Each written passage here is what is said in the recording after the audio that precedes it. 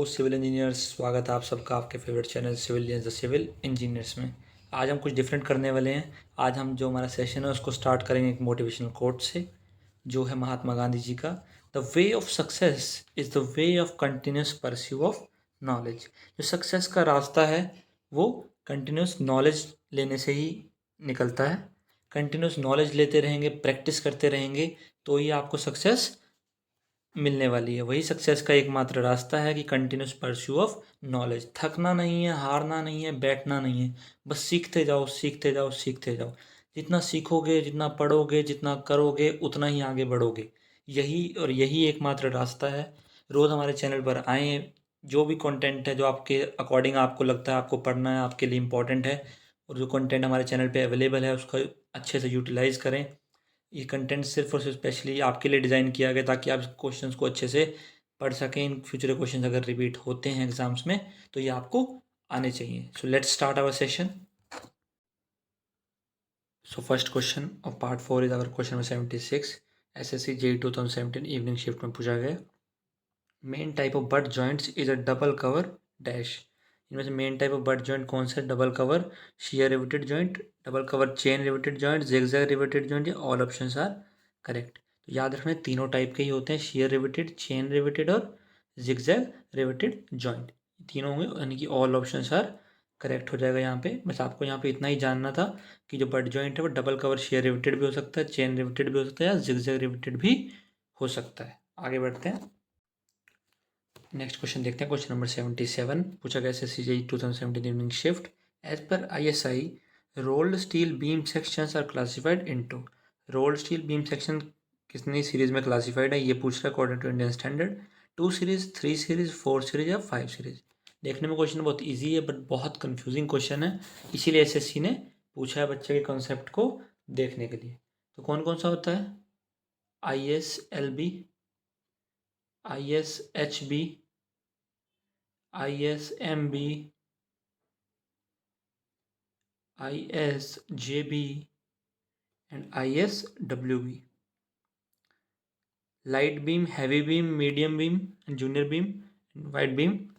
तो 2 series, 3 series, 4 series या 5 series. 5 है ना, 1 2 3 4 और 5 यानी कि 5 सीरीज।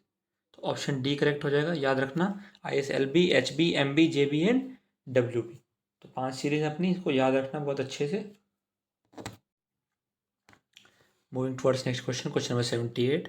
मैं आपको पहले भी बहुत बार समझा चुका हूँ, जहाँ पर भी कॉन्सेप्ट की रिक्वायरमेंट होगी तो मैं बिना कहे वो कॉन्सेप्ट समझा दूंगा। बट कुछ चीज़ें थ्योरेटिकल होती हैं, टू दी पॉइंट होती है, वो आपको याद ही करनी पड़ती हैं ताकि एग्जाम में टू दी पॉइंट आप लिख सकें, वहाँ आपको एक्सप्लेनेशंस नहीं देनी होती। तो cold driven rivets range from. Cold driven rivets की रेंज क्या होती है पूछा गया एसएससी जेईई 2017 मॉर्निंग शिफ्ट में। 6 to 10 mm in diameter, 10 to 16 mm in diameter, 12 to 22 mm in diameter, 22 to 32 mm in diameter। तो याद रखना अपने को कि 12 से 22 mm in diameter होता है हमारा कोल्ड ड्रिवन रिवेट्स की रेंज। एसएससी ने पूछा है क्वेश्चन बच्चे की नॉलेज को चेक करने के लिए। तो ऑप्शन सी है करेक्ट आंसर क्वेश्चन नंबर 78 का। आई होप आपको वीडियो पसंद आ रही है। अगर आप चैनल पे न्यू हैं तो चैनल को सब्सक्राइब करना ना भूलें और वीडियो को लाइक ज़रूर कर लीजिए। आने वाले टाइम में बहुत अच्छा आपको कंटेंट मिलने वाला है, जैसा कि अभी मिल रहा है, और बढ़िया क्वालिटी कंटेंट हम आपको प्रोवाइड करेंगे। सारे सब्जेक्ट्स हम थोरली कवर करेंगे यूथ पब्लिकेशन की बुक के थ्रू, और डिफरेंट बुक्स भी मैं आगे इंट्रोड्यूस करने वाला हूँ जो एग्जाम ओरिएंटेड बहुत इंपॉर्टेंट रहती हैं। क्वेश्चन नंबर 79 हमारा नेक्स्ट क्वेश्चन है SSC 2017 morning shift. The distance measured along one rivet line from the center of a rivet to the center of adjoining rivet on an adjacent parallel rivet line is called। बच्चे को language समझने में इतना time लग जाता है, exam में इतनी जल्दबाजी होती है, बच्चा क्वेश्चन गलत कर देता है। ऑप्शंस भी बहुत स्वीटली देता है examiner, pitch of rivet, gauge, distance, staggered pitch, या ऑल ऑप्शंस आर करेक्ट। बच्चे को कंफ्यूज करके रख दिया यहाँ पे एग्जामिनर ने, सारे कॉन्सेप्ट उसके हिला दिए। बट जिस बच्चे ने प्रैक्टिस की है बहुत अच्छे से उसको तो तुरंत आंसर आने वाला है। तो हम मैं इसको बेसिक से स्टार्ट करता हूँ। आप मान लीजिए रिवेट है, ये भी एक रिवेट है, यहाँ भी एक रिवेट है, ऐसे यहाँ एक रिवेट है और यहाँ भी एक रिवेट है। ठीक है, सेंटर लाइन से इनकी ड्रॉ कर सकते हैं आप।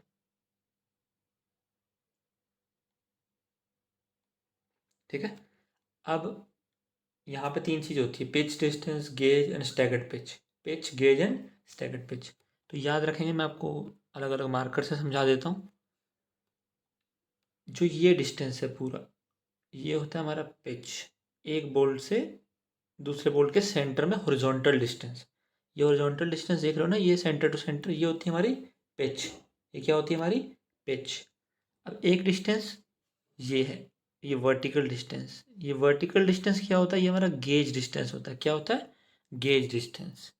जी मीन्स गेज डिस्टेंस, इसको हम बोलते हैं जी। अब पी पिच पता चल गया, गेज पता चल गया। Horizontal distance centre to centre of rivet is pitch and vertical distance from centre centre is gauge. ठीक है, सेंटर सेंटर इसकी लाइन के सेंटर पे आ रहा है, जो ये हो गया हमारा गेज। अब एक और डिस्टेंस है ये वाला, व्हाट इज दिस, ये क्या है, इसे क्या बोलते हैं। अब ये देखना, ये क्या हुआ, हॉरिजॉन्टल डिस्टेंस आ गया ना। बच्चा कहते हैं हमें ये मेजर करना, नहीं ये मेजर नहीं करते।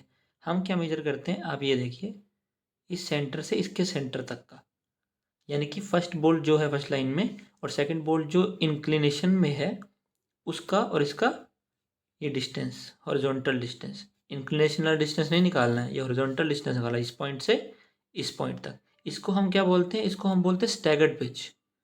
क्या बोलते हैं, स्टैगर्ड पिच, यानी कि एस। पी हो गया, जी हो गया, और ये हो गया हमारा एस। आई होप आपको समझ आ गया कि पिच क्या होती है, गेज डिस्टेंस क्या होता है, और स्टैगर्ड पिच क्या होती है। तीनों चीज़ें मैंने समझा दी जो ऑप्शन में गिवन थी। तो अब अकॉर्डिंग टू क्वेश्चन क्या कहता है, along one rivet line from the centre of a rivet to the centre of adjoining rivet. अब ये रिवेट है, इसका सेंटर ये है, यानी कि ये है सेंटर इसका, यानी कि हमसे ये डिस्टेंस पूछ रहा है। क्वेश्चन को समझ लिया हमने कि ये डिस्टेंस पूछ रहा है, और ये तो मैं आपको बता ही चुका है क्या होता है, ये होता है हमारा स्टैगर्ड पिच, यानी कि ऑप्शन सी हो जाएगा यहाँ पे करेक्ट आंसर। ना ये पिच है ना ये गेज डिस्टेंस है, ये क्या है, स्टैगर्ड पिच। अब ये क्वेश्चन आ चुका है, इन फ्यूचर ये रिपीट भी हो सकता है, और किसी और फॉर्म में भी ये पूछ सकता है कि पिच क्या होती है, गेज डिस्टेंस क्या होता है, स्टैगर्ड पिच क्या होती है। बट आपको मैंने तीनों चीज़ें समझा दी हैं, तो आप एग्जाम में गलती नहीं करने वाले।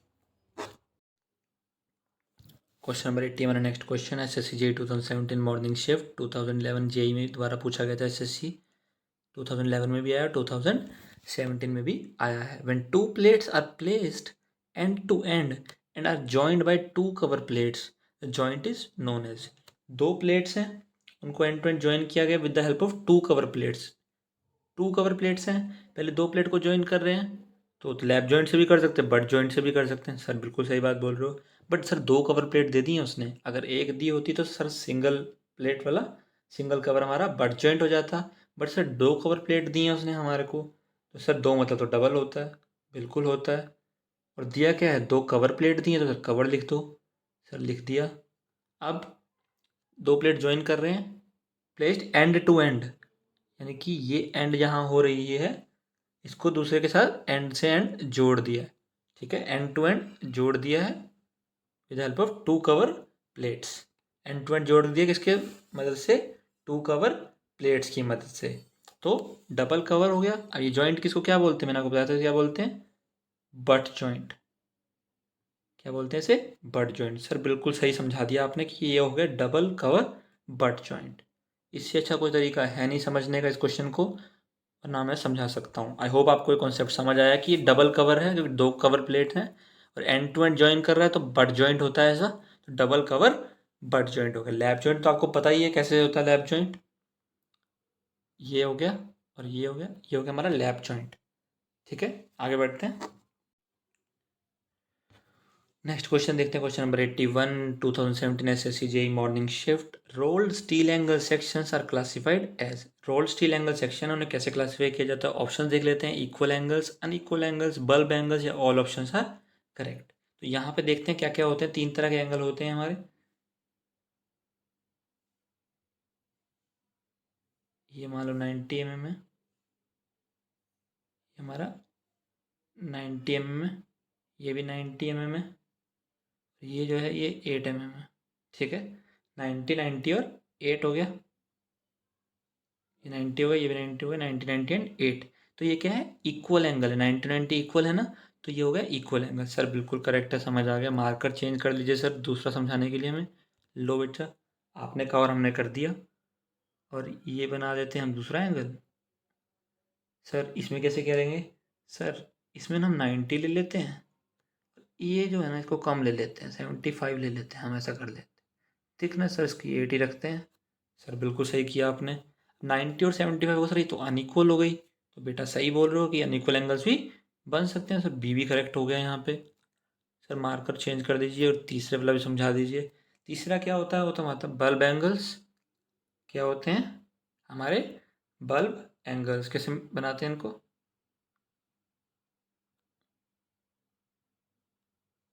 ये होते हैं हमारे बल्ब एंगल्स। तो सर ऑप्शन सी भी करेक्ट हो गया। सर ये तो तीनों ही करेक्ट हो गए।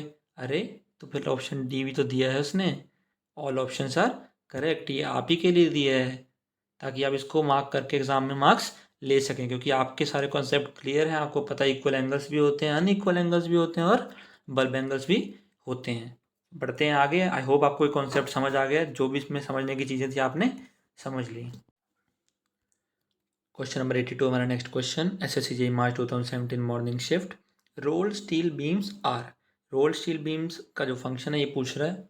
Main used to resist bending stress, used as independent section to resist compressive stress, used as independent section to resist tensile stress, या ऑल ऑप्शंस आर करेक्ट।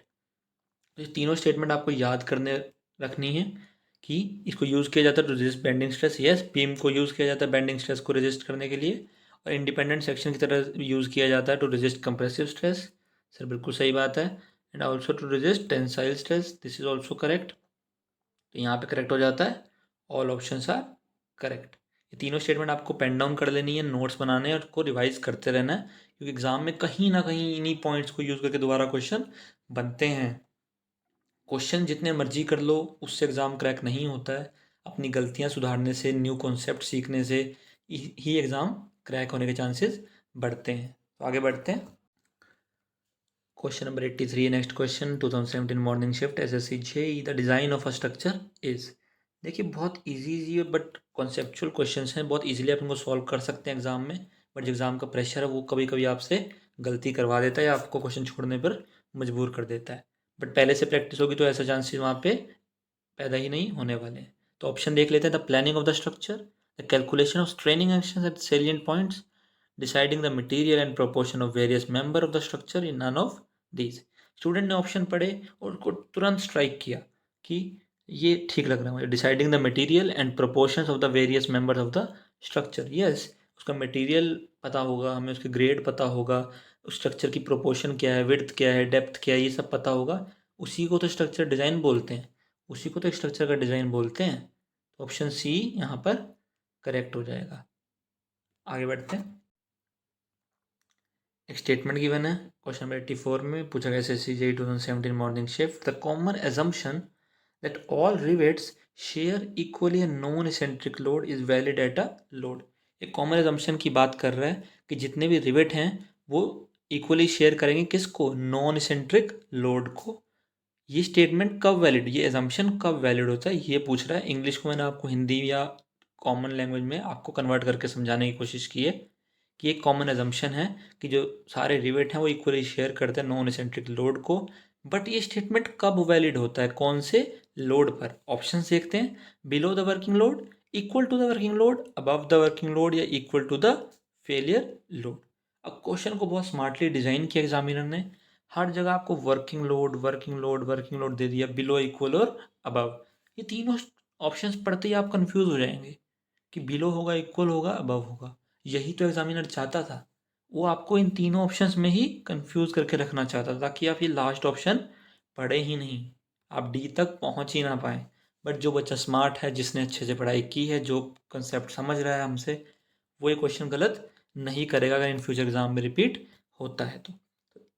सारे ऑप्शन को अच्छे से पढ़ना है। एग्जामिनर जो चाह रहा है, जिस ट्रैप में फंसाना चाह रहा है, उसमें नहीं फंसना है। अपने कॉन्सेप्ट पे जरूर विश्वास रखना है। तो क्या असम्पशन कब वैलिड होता है? जब लोड जो है वो इक्वल टू फेलियर लोड हो जाएगा।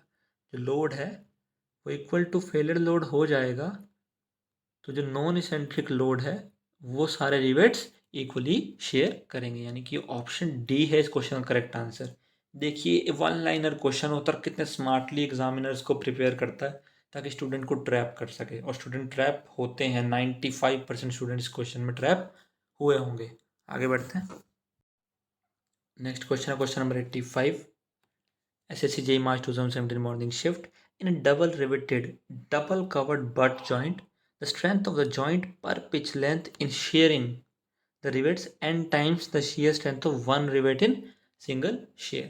कंपैरिजन पूछ रहा है, रिलेशन पूछ रहा है। एक तरफ double riveted double covered butt joint है, एक तरफ वन रिवेट वाला सिंगल शेयर वाला एक जॉइंट है। ठीक है, क्योंकि स्ट्रेंथ है वो n टाइम्स है। अब देखते हैं क्या फॉर्मूला होता है, आप सबको पता है क्या फॉर्मूला होता है हमारा शेयर निकालने का। PS इंटू जो हमारा PS हम निकालते थे, कैसे निकालते थे, बहुत अच्छे से हमने पढ़ा सर। π/4, इसको हम क्या करते थे, d², यानी कि 5h ही है ये, इसको कंफ्यूज मत करना। π/4 d² FS। सर बिल्कुल बेसिक तरीका तो यही था। अब ये किसका है, ये हमारा one rivet in single share का फॉर्मूला है। सर आपने बिल्कुल बताया था, ये तो मुझे आता है। सर एक बार मार्कर चेंज कर लीजिए और मुझे double riveted double cover butt joint का भी समझा दीजिए। बिल्कुल समझाएंगे बच्चे। तो PS इसका क्या फॉर्मूला रहता है।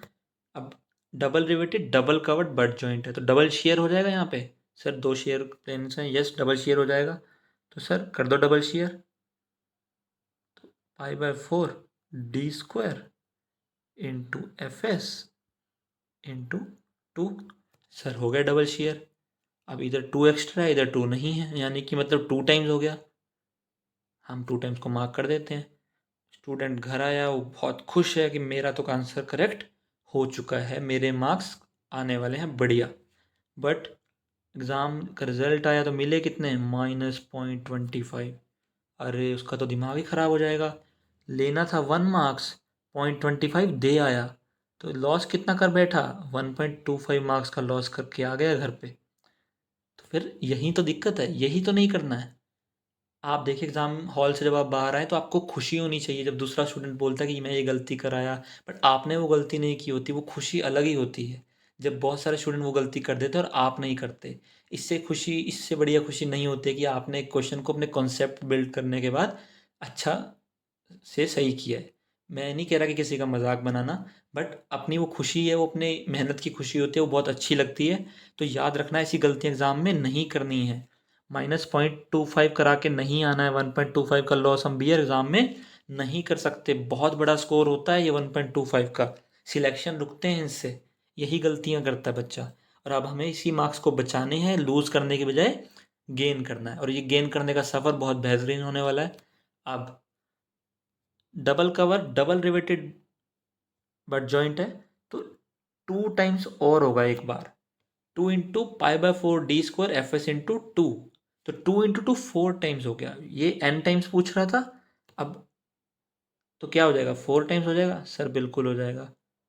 ये π/4 d² FS है, ये π/4 d² FS इंटू 4 है, तो कितना टाइम्स हो जाएगा, 4 टाइम्स। सर बिल्कुल बेहतरीन तरीके से आपने समझा दिया है। इन फ्यूचर क्वेश्चन आएगा तो ये तो मैं गलत करने नहीं वाला बिल्कुल भी। 1.25 का लॉस मैं बियर कर नहीं सकता। नेक्स्ट क्वेश्चन देखते हैं, question number 86, 2017 morning shift SSC JEE diameter of a rivet connecting plate of thickness 16 mm given by Unwin's formula. Unwin's formula का मैंने आपको बताया था, दो फॉर्मूले होते हैं। अगर थिकनेस mm में गिवन है तो एक फॉर्मूला होता है, थिकनेस सेंटीमीटर में गिवन है तो दूसरा फॉर्मूला होता है। में जब होता है तो क्या फॉर्मूला होता है, 6.05√T। 6.05√T जब में होता है, और जब सेंटीमीटर में होता है तब 1.91√T। दोनों फॉर्मूले बता दिए, 6.05√T एंड 1.91√T। अब में गिवन है तो 6.05√16, 16 का रूट कितनी होता है, 4 होता है, तो 6.05 इंटू 4 यानी कि अप्रोक्सीमेटली 24 आ जाएगा, यानी कि ऑप्शन बी करेक्ट हो जाएगा। दोनों फॉर्मूले याद रखना है फॉर्मूला के, जब में होता है और जब सेंटीमीटर में होता है। में होता है तो फॉर्मूला होता है 6.05√T, और जब सेंटीमीटर में होता है तो 1.91√T। वैल्यू पुट करेंगे तो 24 हमारा आंसर आ जाएगा। ये फॉर्मूला एग्जाम में पता रहना बहुत ज़रूरी है, बहुत ईजी क्वेश्चन आते हैं इससे, बट कन्फ्यूज़ करता है वो और सेंटीमीटर में। क्वेश्चन नंबर 87 DFCCIL 2016 में पूछा गया है, dash is a crude impure iron which is extracted from the iron ores. इनमें से कौन सा क्रूड इम्प्योर आयरन है जो एक्सट्रैक्ट किया जाता है आयरन ओर्स से? ऑप्शन देखते हैं, steel, cast iron, pig iron या फिर रॉट आयरन। जिस बच्चे को थोड़े से भी कंसेप्ट की समझ है तो वो स्टील और कास्ट आयरन में कंफ्यूज नहीं होता है, वो कंफ्यूज जाके होता है पिग आयरन और रॉट आयरन में। तो बच्चे को थोड़ा सा आइडिया होता है कि पिग आयरन और रॉट आयरन में से आंसर हो सकता है, बट एग्जैक्टली श्योर नहीं होता। तो ये भी एक खतरनाक चीज़ एग्जाम पॉइंट ऑफ व्यू से कि आप नेगेटिव करने के चांसेस भी आपके तब भी रहते हैं 50%, तो आप गलती कर सकते हैं। तो याद रखना है, पिग आयरन होता है कच्चा लोहा। हिंदी में लिख भी दिया उसने, तो आंसर आपको इसी से लिंक हो जाना चाहिए था कि पिग आयरन ही हमारा क्रूड इम्प्योर आयरन होता है, जिससे हम आयरन ओर्स को एक्सट्रैक्ट, जो हमारा आयरन ओर से एक्सट्रैक्ट होता है। तो इनकी अब ये रॉट आयरन है, कास्ट आयरन है, स्टील है, इन सब में कार्बन कंटेंट होता है, और जितना कार्बन कंटेंट ज़्यादा होता है उतनी ब्रिटलनेस ज़्यादा होती है और उतनी डक्टिलिटी कम होती है। रिलेशन में आपको पुराने क्वेश्चन में समझा चुका हूँ, किसमें कितना कितना परसेंट आयरन होता है मैं आपको पहले ही बता चुका हूँ। वहाँ पर आपको अच्छे से रिवाइज करना है और नोट्स बना लेने हैं। एक बार ही मैंने आपको समझा दिया, वो आपको वहीं पर ही याद कर लेनी है चीज़ें, ताकि एग्ज़ाम में आए तो आपको वो पता होना चाहिए किस में कितना कार्बन कंटेंट होता है। एग्जैक्ट वैल्यूज़ कभी नहीं पूछता इन जनरल, बट वो ये पूछता है कि डक्टिलिटी किस में ज़्यादा है, ब्रिटलनेस किस में ज़्यादा है, तो ये रिलेशन वो एग्ज़ाम में पूछ लेता है, तो आपको याद रखना है इस चीज़ को। और एक बात याद रखना, ये जो रॉट आयरन होता है ये प्योरेस्ट फॉर्म होती है। रॉट आयरन जो है प्योरेस्ट फॉर्म होती है आयरन की, तो इन फ्यूचर क्वेश्चन आएगा तो आपको ये बात भी पता होनी चाहिए। Next question, question number 88 UPRVNLJ 2016, minimum elongation of mild steel and HYSD bars. Minimum elongation पूछ रहा है माइल्ड शील यानी कि FE 250 की, और HYSD यानी कि FE 415 की। सर बिल्कुल पूछ रहे हैं, बट सर मिनिमम इलोंगेशन जैसी चीज़ हमने सुनी नहीं, ये होता क्या है? ऑप्शन देखते हैं, 14.5% and 23%, 23 and 23%, 23% and 14.5%, and 14.5% and 14.5%। तो याद रखना, इलोंगेशन की बात कर रहा है तो दोनों ग्रेड की इलोंगेशन सेम कैसे हो सकती है? पहली चीज़ तो ये बेसिक सेंस है, इंजीनियरिंग सेंस है कि सर दोनों की स्ट्रेंथ अलग अलग है, तो दोनों का इलोंगेशन भी अलग अलग होगा।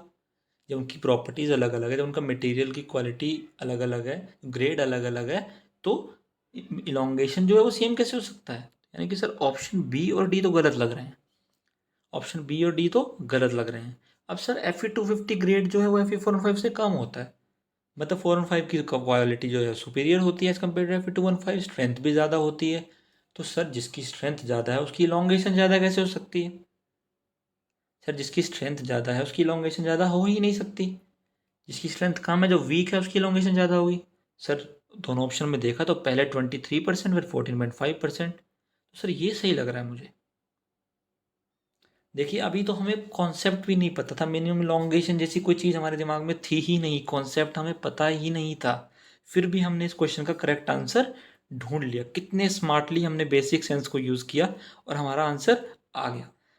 स्टूडेंट्स क्वेश्चन को छोड़ देते हैं क्योंकि उनको कॉन्सेप्ट पता ही नहीं होता, बट देखिए एग्जामिनर ने कितने स्मार्टली आपकी ही हेल्प चाहता था वो, कि आप इस क्वेश्चन को सॉल्व कर सके, और आपने बेसिक इंजीनियरिंग सेंस लगाया और एग्ज़ाम को जो क्वेश्चन आया था उसको सॉल्व कर लिया। देखो एक तरीका ये है, अब बेसिक तरीका हो गया, अब नॉलेज तो होनी चाहिए ना। तो याद रखना, FE 250 में 0.23% होता है, FE 415 में 14.5% होता है, और FE 500 में कितना होता है? 12%। देख रहे हो, ग्रेड बढ़ रहा है तो इलोंगेशन कम होती जा रही है। यही एक तरीका है, या तो आपको कॉन्सेप्ट पता हो या आप उस क्वेश्चन को ब्रेक डाउन करके इसलिए सॉल्व कर सकें। सीधी सी चीज़ है, इतना इजी पेपर बन जाता है। कैसे?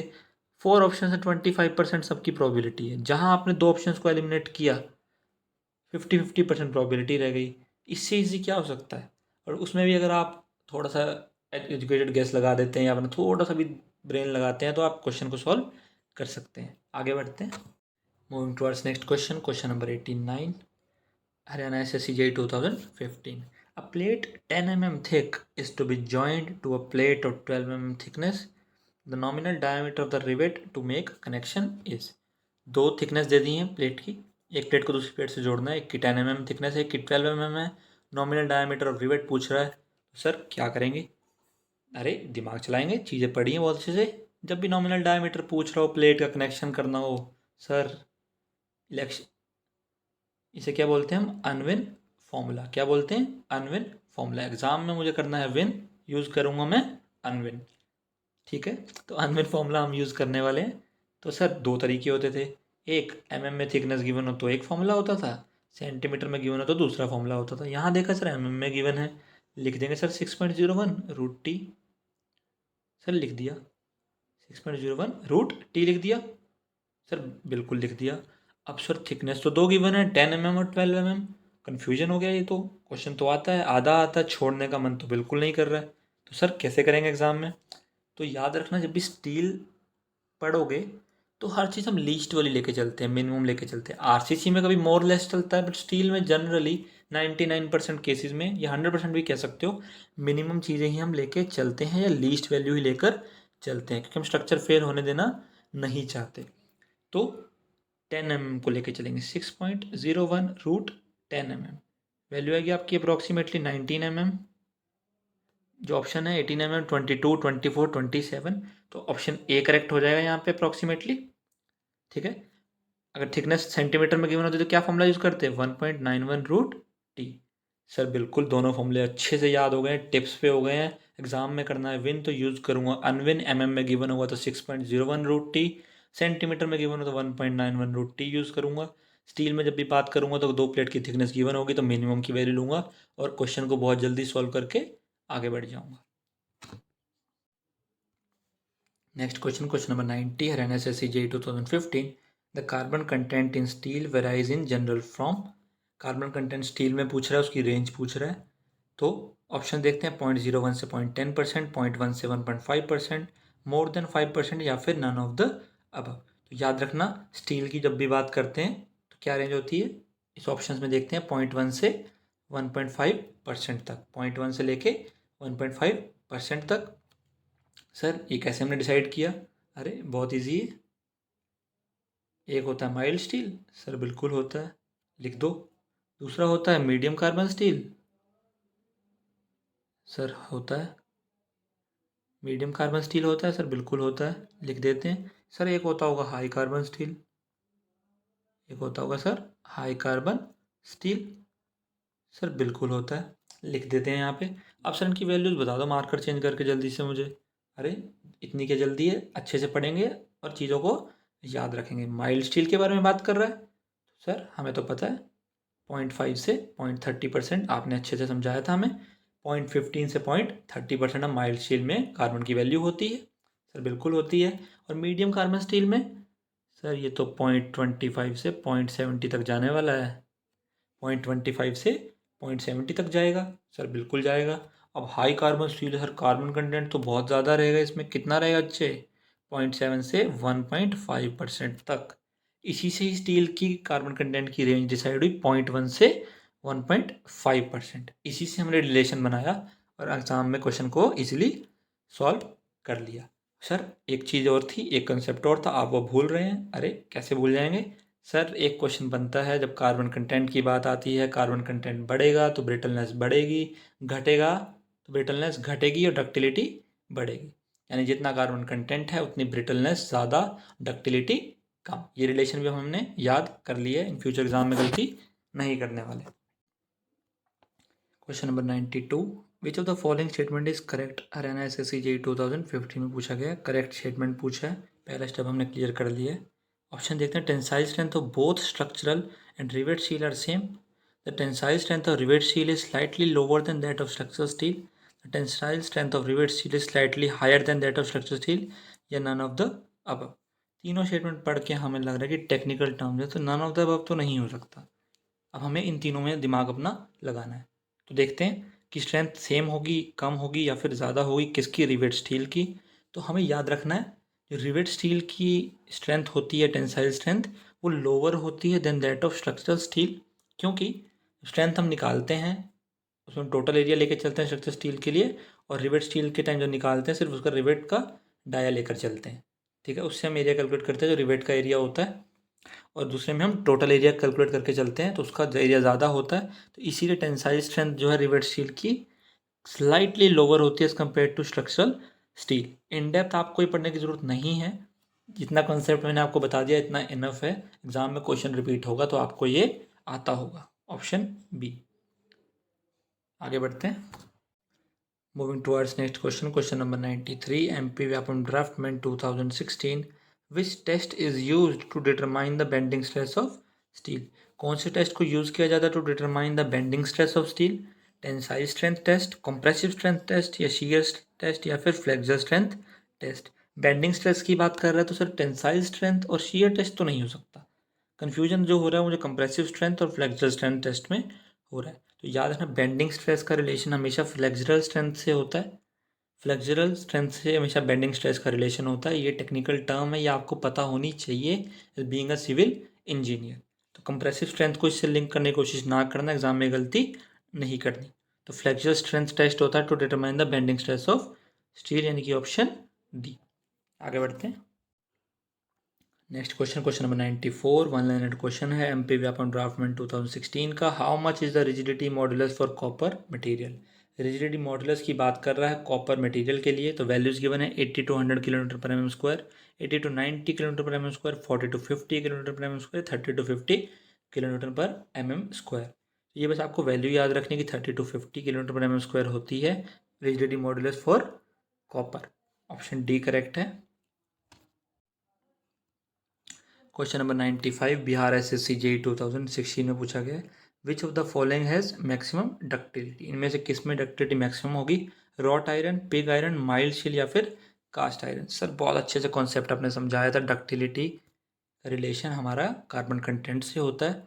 अगर कार्बन कंटेंट इंक्रीज करता है तो सर डक्टिलिटी डिक्रीज करती है।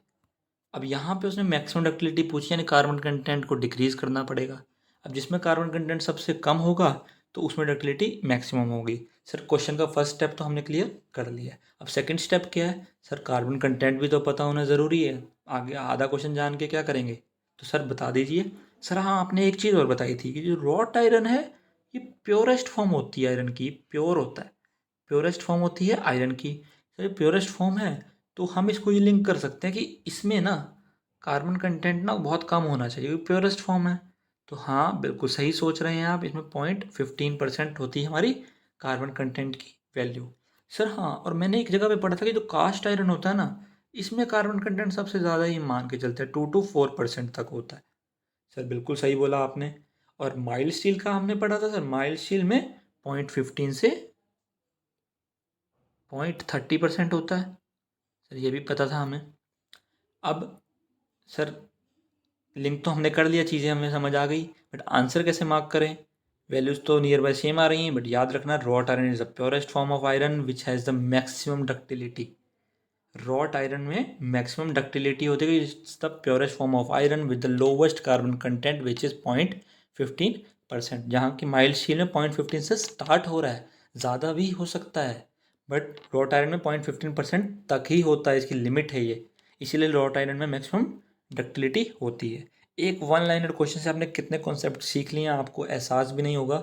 एग्जाम में जब क्वेश्चन आएगा तब आपका कॉन्फिडेंस आपको एहसास दिलाएगा कि आपने क्या कुछ सीख लिया है। Moving towards next question, question number 96, NMRC JE 2017 में पूछा गया है, rivets are specified by. Rivets जो होते हैं उनको हम स्पेसिफाई कैसे करते हैं, यही अपने आप में एक बहुत बड़ा क्वेश्चन है और स्टूडेंट्स को इस कॉन्सेप्ट के बारे में पता नहीं रहता है, बट आपको ज़रूर पता रहेगा इस क्वेश्चन को करने के बाद। Type of diameter, length and head size, type of diameter and length, type of diameter, length and mode of riveting. तो कन्फ्यूजन तो क्रिएट होना लाजमी सी बात है, बट आपको याद रखना जो रिवेट है उसको हम सिर्फ और सिर्फ डायमीटर से स्पेसिफाई करते हैं, सिर्फ और सिर्फ डायमीटर से स्पेसिफाई करते हैं। रिवेट कैसा होता है? मशरूम की तरह होता है, ठीक है। ये जो बेसिक लोअर पार्ट होता है शैंक होता है, और ये हेड होता है, हेड एंड शैंक होता है, ये आपको याद रखना है। और रिवेट स्पेसिफाई कैसे करते हैं? टाइप ऑफ डायमीटर, यानी कि ऑप्शन बी हो जाएगा करेक्ट आंसर। देखते हैं लास्ट क्वेश्चन पार्ट 4 का। UP Jal Nigam JE 2016, straight plane और square joint is also known as. Straight plane और स्क्वायर जॉइंट को और क्या बोलते हैं? Butt joint, riveted and filleted joint, tongued and grooved joint. तो ये चीज़ हमको याद रखनी है कि रिवेटेड एंड फिलेटेड जॉइंट को straight plane and square joint भी बोलते हैं, यानी कि ऑप्शन सी करेक्ट है। बेसिक सी चीज़ आपको याद रखनी है। यहीं पे पार्ट 4 जो है हमारा स्टील का वो एंड होता है। आई होप आपको सारे क्वेश्चंस अच्छे से समझ आ गए होंगे।